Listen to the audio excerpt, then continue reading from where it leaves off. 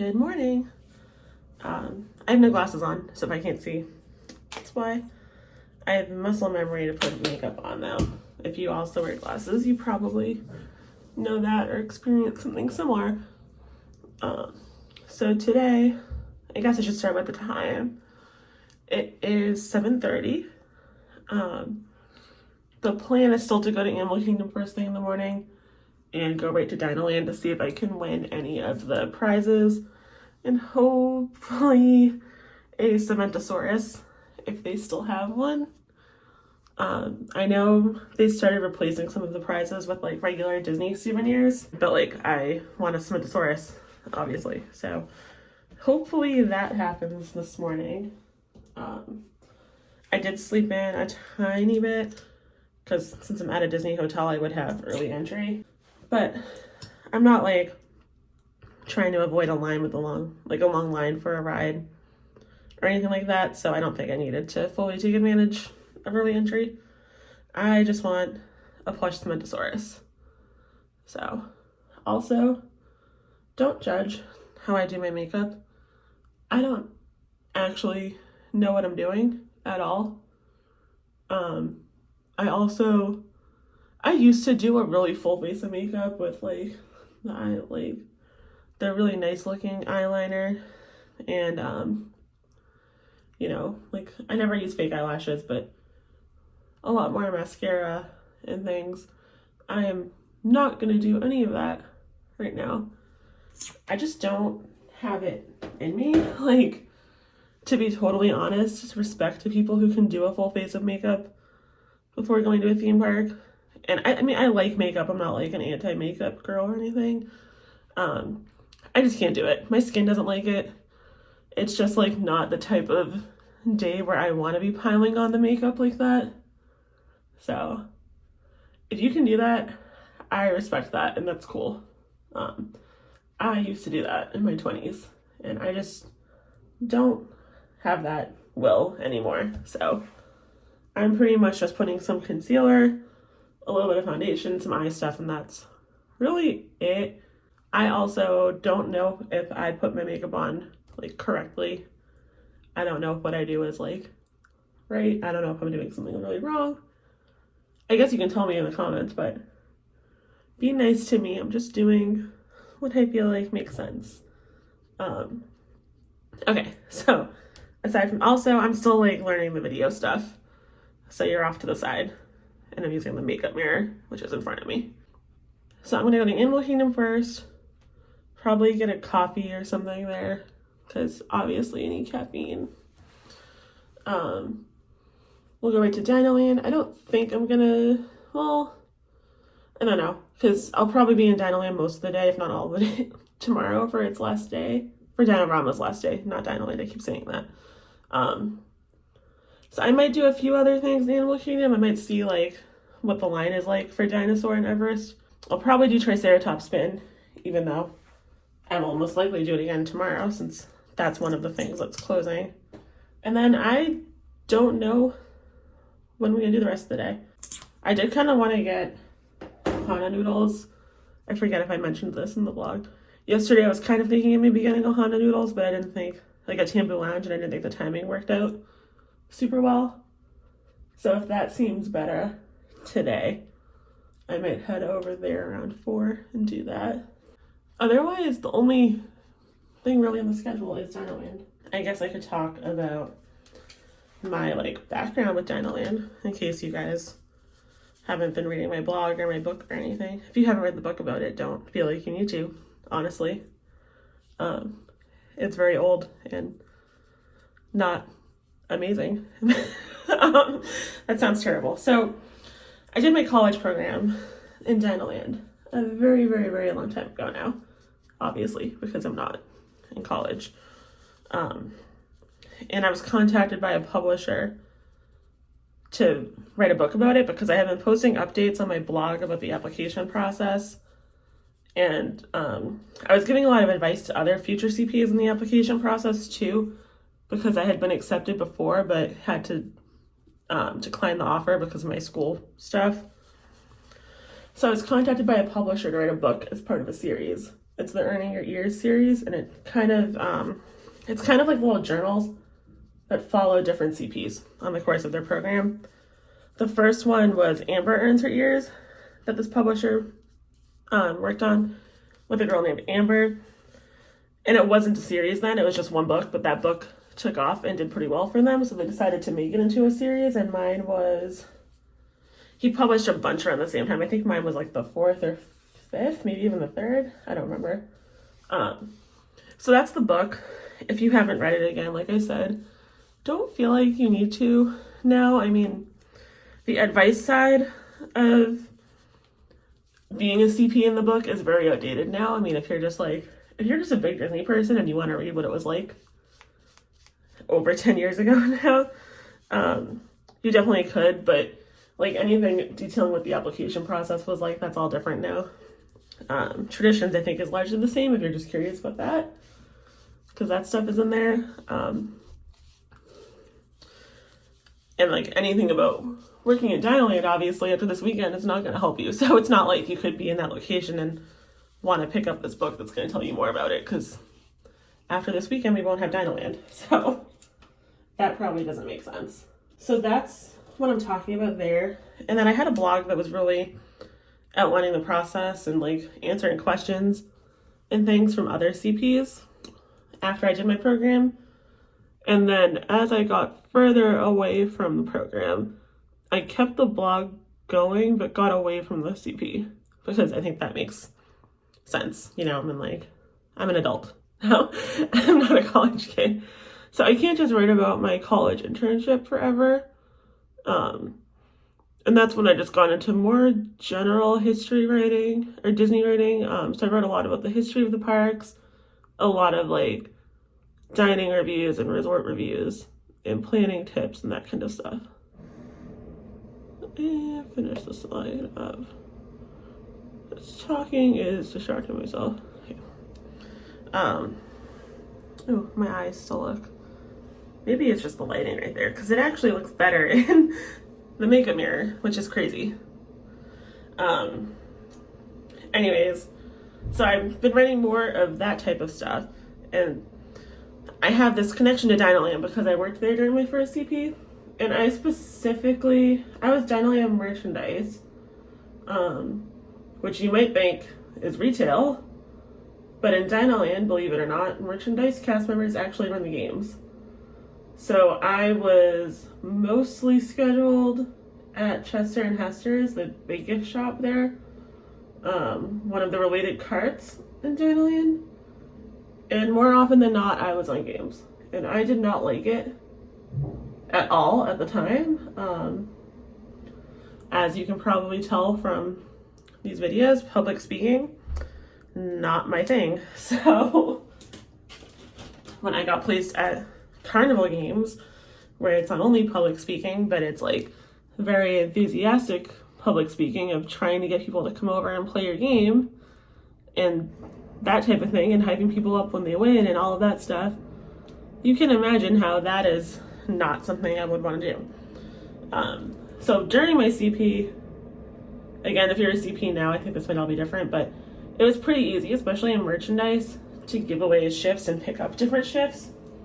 So I would pretty much try to give away all of my games shifts, because I just did not love that. I didn't love the public speaking. I didn't love the multitasking of like handling cash and all of that stuff while also public speaking at the time too. So when I worked there, magic bands were new, so they were very like, they've changed a lot, not in how guests use them, but like the systems that cast members use to like make payments and stuff with them has changed a lot and become a lot more user friendly. If you work with magic bands now and you're like, no, they're still terrible, I believe you, but the year they came out, like, it was hectic and stressful, and at the games we had to use these iPads that even at the time, not iPads, iPod touches, which is insane. Like, even saying that now sounds insane, to check people out, and like the Wi-Fi was spotty and it was all terrible, and the alternative was a cash apron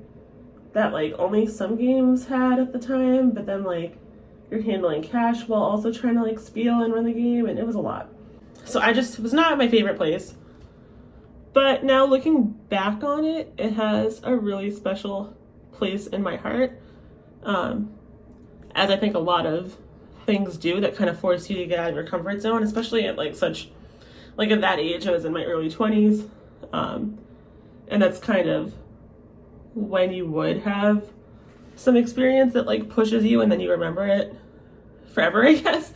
So I do kind of feel like that with the games. Like, I was disappointed when I got that location. I've always loved DinoLand. I liked the theming and I like dinos.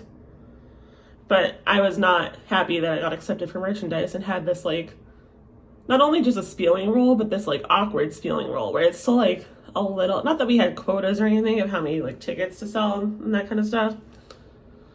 So it wasn't like a high pressure sales environment, but it was different than like the Jungle Cruise where you're just having fun with being a character, like the Great Movie Ride or something like that. It was like you're really trying to get people to come over and ultimately spend money. And then trying to be in the show while you're spieling, while the games are running, while people are asking you questions and you're like monitoring their safety and everything. Like, it was just a lot. It was not what I was expecting when I got accepted for merch. But now I have like such a fondness for it because I'm still not amazing at public speaking. But I do really think that that experience helped me get better with it and helped me like understand my strengths and weaknesses a lot more. It made me feel like when I go out for other jobs now, like no other job is ever going to be as scary as my first day in DinoLand, where they showed me a spiel once and then gave me a microphone and said, try it. Like, nothing else I do in my adult life is going to be as scary to me as that was. And I got through it. I don't think it was amazing, but like, you got through it, you learned from it. So it has a really special just like place in my heart for those reasons. And I'm sad to see it go. And I think aside from my personal connections to DinoLand, I think that it's a really underappreciated area in terms of theming. I think the storyline of DinoLand, while I love it and think it's really creative, is not as in your face as the storylines of other areas. It's not as obvious. It's not like you're walking into Africa and it's very obvious that you're just in Africa. Like, that's the theme. That's where you are.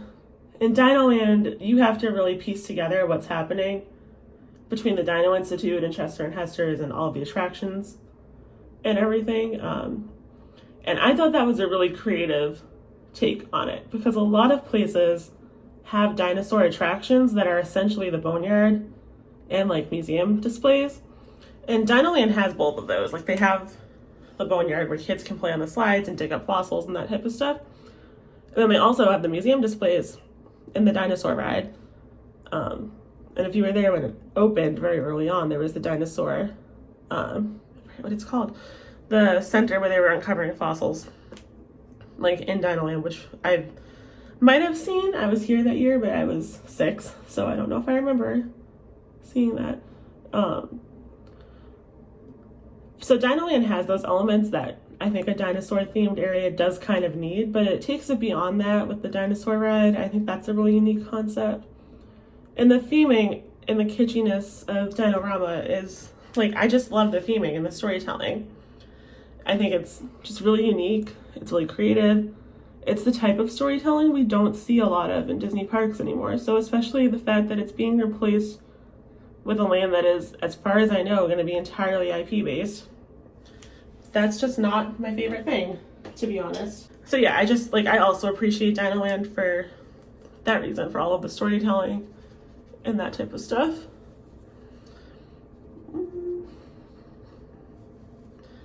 And I'm just really gonna miss her.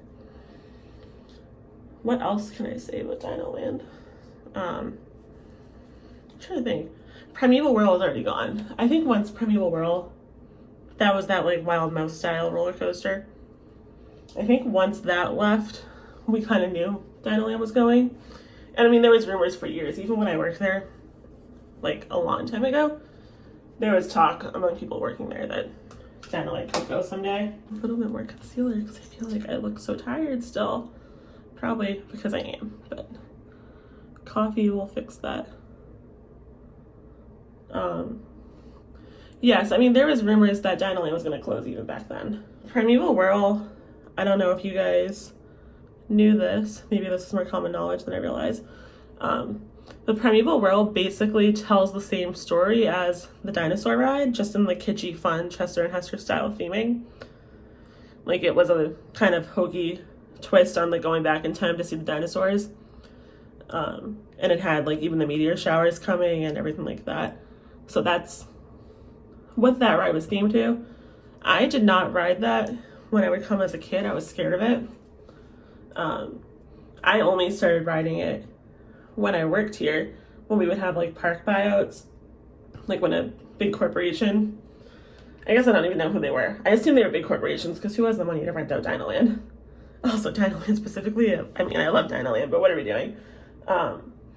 When like a corporation or something would rent out a land in the park or the whole park, so we would stay late because Animal Kingdom typically closes early, and they would be testing Primeval Whirl.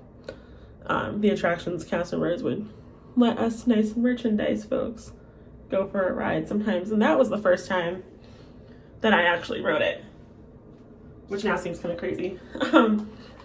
I did not love it. I'm getting into roller coasters slowly. I'm not a huge roller coaster person. And it's not even that it was scary when I started riding it finally. It's more just I didn't like it. I didn't like the jerky feeling at the end. Like, I get how that might be fun for some people, but I am not one of those people. I do think, however, that Primeval Whirl added a lot to the land. The same, like, regardless of if you rode it or not, it added a lot of fun sound effects that kind of would draw you over towards the games and toward Primeval Whirl, that even if you weren't going to ride it, it's kind of a visual and an audio draw for people. And it just added movement to the look of the land, which I think is really needed if the theme of that area is that there's a carnival in the parking lot. I think that type of ride is perfect. Oh no, I have like, go down, there's like one eyelash here sticking up. It might just be doing its own thing. So yeah, I mean, I think the theme was perfect for that. I think it was a lot, I hope you can hear me over the sink. I think it was a lot like the riverboat in Magic Kingdom, where even if you don't ride it, it's adding a lot to the look of the area. And I think that's just a big piece of themed entertainment that, especially like modern or present Disney parks, I just don't think we're valuing it enough. And it's actually really important for immersing you in like a time and place. So I'm hoping we get better about that. Hoping the riverboat ultimately somehow doesn't go away. I don't know how that would ever happen, but it would be cool. Just putting in something to hopefully take the frizz out of my hair. I blow dried it and it's curly again because of the humidity.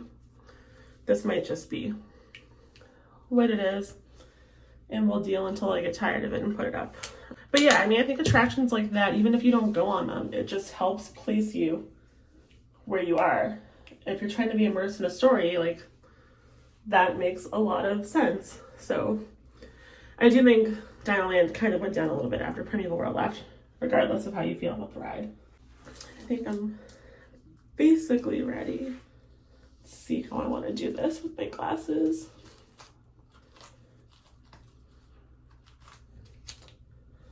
All right, I think that is as good as this is gonna get with the amount of sleep I've had, and I don't love wearing glasses and ears, but I also don't feel like putting contacts on today, so this is what we're doing. All right, so I'm gonna get ready to go, and I will take you guys with me. Also, I have to put my sneakers on, but this is the fit. This is the shirt I bought yesterday. This is very much a Magic Kingdom shirt, but it's at least gonna go to Animal Kingdom too today, and maybe one other park, we'll see. But it's cute. It's not the type of shirt I would usually buy, but I don't know. I like it.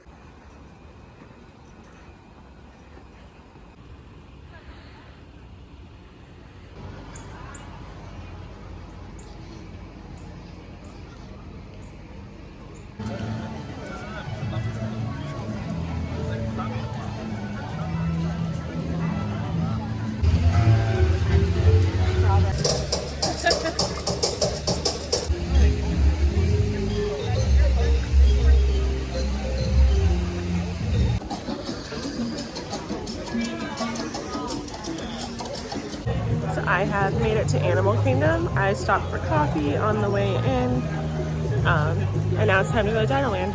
I got a shaken Jamaican for the first time. I've never actually had one before, and they asked if I wanted to add a flavor to it, and I said vanilla because I always get a vanilla latte from Joffrey's. I think that was a mistake. I think it's flavored enough without adding a flavor shot. So it's really good though. It's just a little sweet, I think, with the vanilla. So next time I will not do that, but otherwise it's a really good cold brew. Also, my hair is going up in like 5 minutes because the humidity has already destroyed it.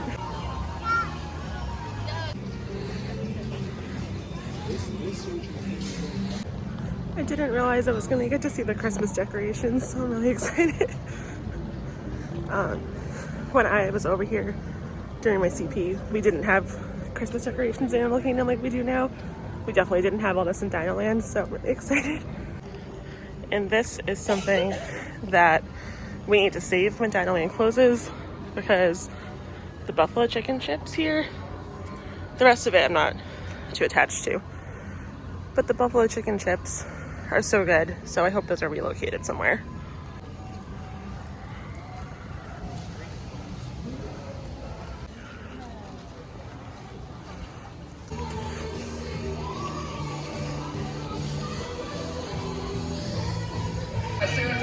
Check and check.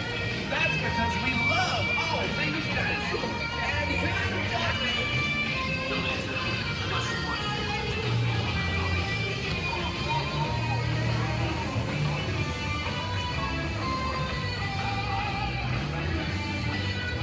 There's so much empty space where Primeval World used to be, which makes me really sad.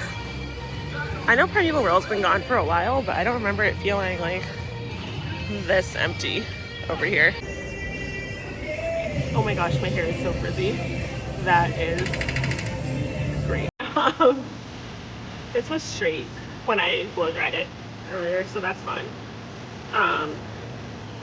The games are not open yet, so I'm gonna get my camera out and start just taking pictures of everything while it's not super crowded. So I probably won't also video that, but it seems kind of weird, but maybe I'll put some of those photos in now.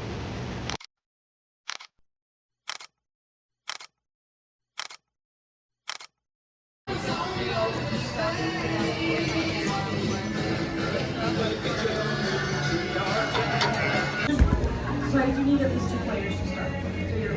Oh, that was terrible. The first person to get to 150 points will be handed.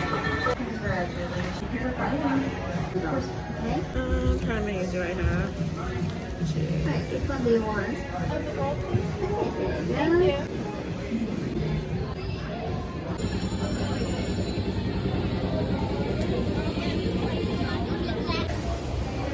I did it. I didn't get the Cementosaurus. They only have it on Brontosaur, the basketball game. And honestly, like, it's, I don't want to like accuse them, but it's for sure rigged right now. When I worked here, we didn't rig them. Like, the only game that was rigged was Comet Crasher. Just because it's like a game of chance. The other ones, if you were good at them, you should have been able to win. And Brontosaur right now, the balls are definitely overinflated. So that was a fail.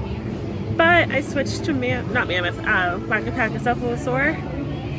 Oh my god, I'm so excited. I did really want Cementosaurus, but it's only a Brontosaur and like it was not happening, so I'm excited. And I wanted to keep a ticket for my scrapbook and everything. And I had 1 ticket left. I did break a nail in the process of winning Macapachycephalosaur. So when you factor in the cost of my manicure plus the tickets, I definitely could have bought one on eBay and been in a better spot. But now I can say I won it. So since I've won the Iguanodon, I've just been kind of walking around and getting some photos with my camera, trying to capture all those little details in DinoLand. I'm really hungry now. I didn't eat breakfast, I just had coffee, so I think I'm gonna head over to Flame Tree just because I haven't been there in a while. So I'll get some lunch there. Okay, so I actually decided to stop at Restaurantosaurus instead of Flame Tree. I haven't had Flame Tree in a long time, but I want to do all the DinoLand things because I don't know if I'll be back before the rest of DinoLand closes. So I'm kind of doing things outside of Dino-Rama too, just in case. So one of the things that I figured I should do is Restaurantosaurus. Hopefully you can hear me. I don't have it in me to put the mics on. I'm new to this. I'm gonna come back tomorrow and be in DinoLand most of the day and take photos and things there. But for now, I was thinking of other things that like we won't be able to do when this is gone. And one of them was if you get a kid's meal at Restaurantosaurus, it comes with this little dinosaur book with like little activities and things in it. And I wanted to make sure I got one of those. It's from National Geographic, but it's really cute, and when this is gone, we're not gonna be able to get it. So I came over to Restaurantosaurus and got a kid's meal. Just got some chicken fingers. The good thing with kids meals is honestly, if you don't need a full adult size meal, they're kind of a better value. So I got 2 chicken fingers, there's 2 of them, with some fries. And then I changed the side to fries. It was the healthier option, so like obviously we're not doing that. And then for the other side, I got a cookie. Looks good, a little chocolate chip cookie. So I got those, and then the kids meals come with a drink. So I got water. It was like $10, which I mean is actually the same price for this as the adult meal is, but the adult one doesn't come with a drink. It only comes with one side, so now you get variety in the drink. So I think that's a good deal. So I think, sorry, I'm starving. I think after this, my plan is going to be to go back to the resort quickly, especially because I'm staying so close to Animal Kingdom, it won't take very long. So I can drop off my iguanodon and not carry it around all day.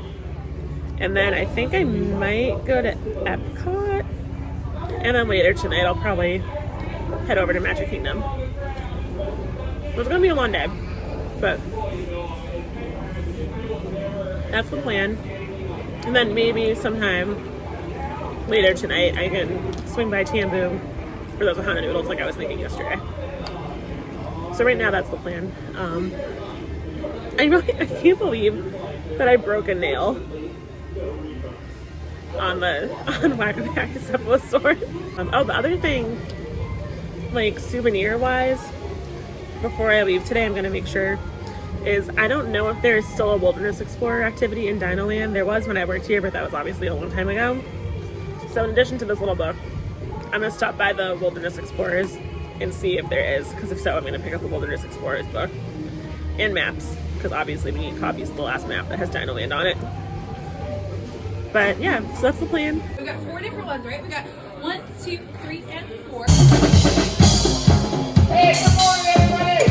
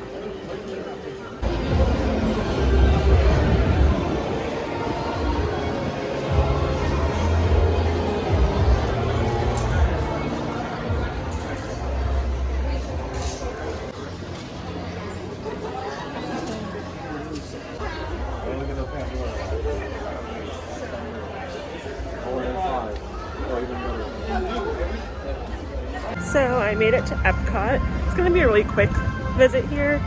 I've just been going through some of the gift shops. I went to the ones at the front of the park by Spaceship Earth, and I went through Creations, and nothing really that I need. I'm just kind of looking for a couple of things that I know some of my friends at home have asked for.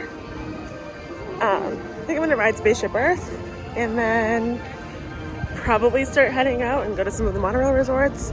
and then just spend the rest of the night at Magic Kingdom. So it's gonna be over at the launching pad at Magic Kingdom in Tomorrowland. Yeah, that's the only place. That's the only one that I know that. I'm doing some pin trading too. Still trying to finish the letters set from like, I think it's from 2008. It's a really old set, but I'm trying to finish it. And I have almost all of them. So there's only a couple I'm tracking down. And I got one today. So hopefully, I think I only need like 4 or 5 more out of 26. So hopefully we get there. The machine will slowly rotate backward and may stop momentarily. For your safety, remain seated at all times. When we moved, the recorded knowledge stayed behind.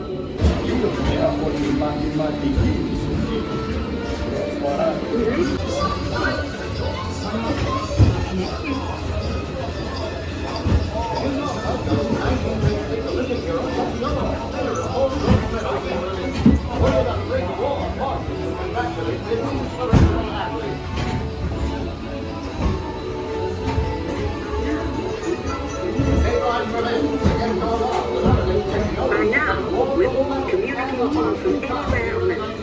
And in 1969, from somewhere else.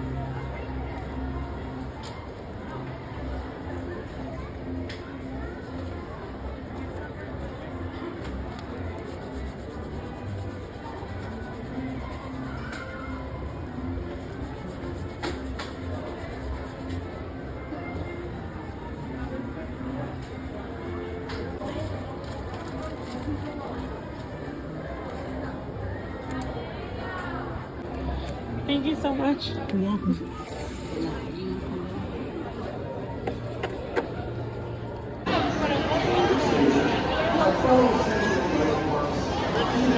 This is the TTA Blue Line.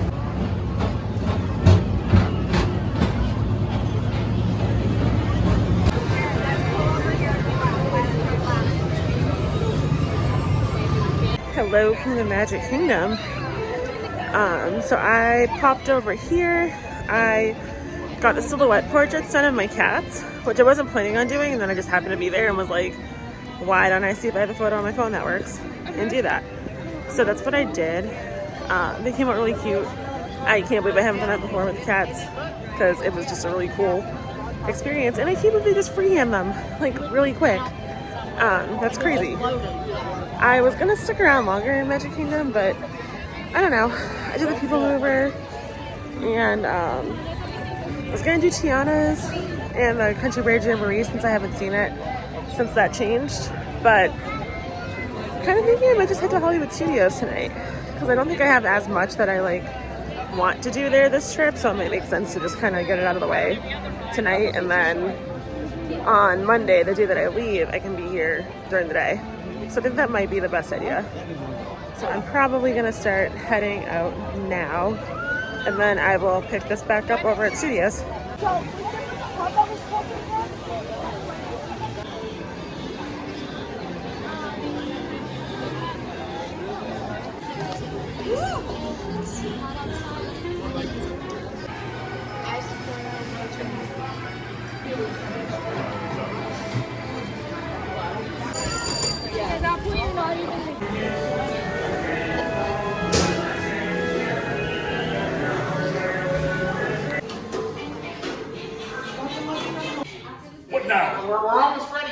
Oh, fine. Okay, thank you, Steve. Now, the performers will all go in the theater first, and then you, the audience, will be admitted. Hey, Waldorf, what are we going to see in here anyway? One of those 3D movies. Stay away from us. Thank you so much.